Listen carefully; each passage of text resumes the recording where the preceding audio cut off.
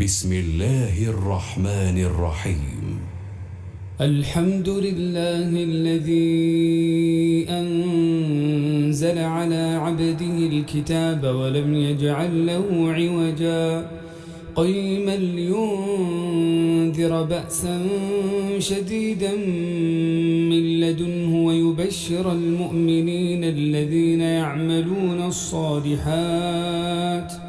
ويبشر المؤمنين الذين يعملون الصالحات أن لهم أجرا حسنا ماكثين فيه أبدا وينذر الذين قالوا اتخذ الله ولدا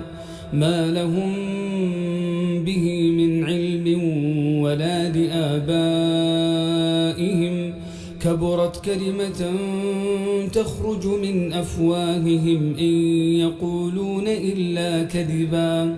فلعلك باخع نفسك على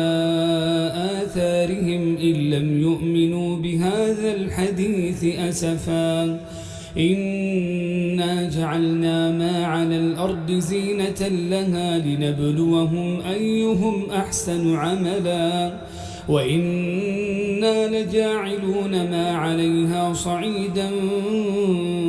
جرزا أم حسبت أن أصحاب الكهف والرقيم كانوا من آياتنا عجبا إذ أوى الفتية إلى الكهف فقالوا ربنا آتنا من لدنك رحمة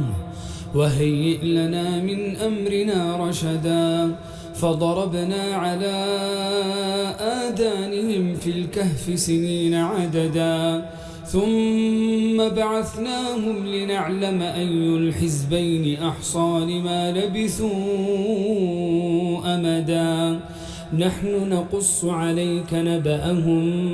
بالحق إنهم فتية آمنوا بربهم وزدناهم هدى وربطنا على قلوبهم إذ قاموا فقالوا ربنا رب السماوات والأرض لن ندعو من دونه إلها لقد قلنا إذا شططا هؤلاء قوم اتخذوا من دونه آلهة لولا يأتون عليهم بسلطان بين فمن أظلم ممن افترى على الله كذبا وإذ اعتزلتموهم وما يعبدون إلا الله فأووا إلى الكهف ينشر لكم ربكم من رحمته ويهيئ لكم من أمركم مرفقا وترى الشمس إذا طلعت تزاور عن كهفهم ذات اليمين وإذا غربت تقرضهم ذات الشمال وهم في فجوة منه ذلك من آيات الله من يهد الله فهو المهتد ومن يضلل فلن تجد له وليا مرشدا وتحسبهم أيقاظا وهم رقود ونقلبهم ذات اليمين وذات الشمال وكلبهم باسط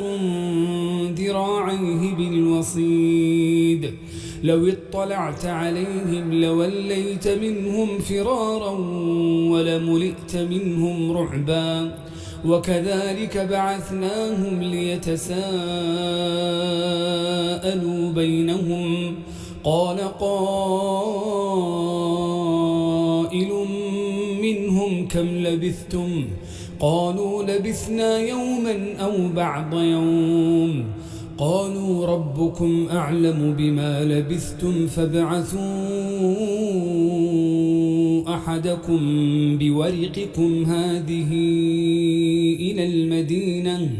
فلينظر أيها أزكى طعاما فليأتكم برزق منه وليتلطف ولا يشعرن بكم أحدا إنهم إن يظهروا عليكم يرجموكم أو يعيدوكم في ملتهم ولن تفلحوا إذن أبدا وكذلك أعثرنا عليهم ليعلموا أن وعد الله حق وأن الساعة لا ريب فيها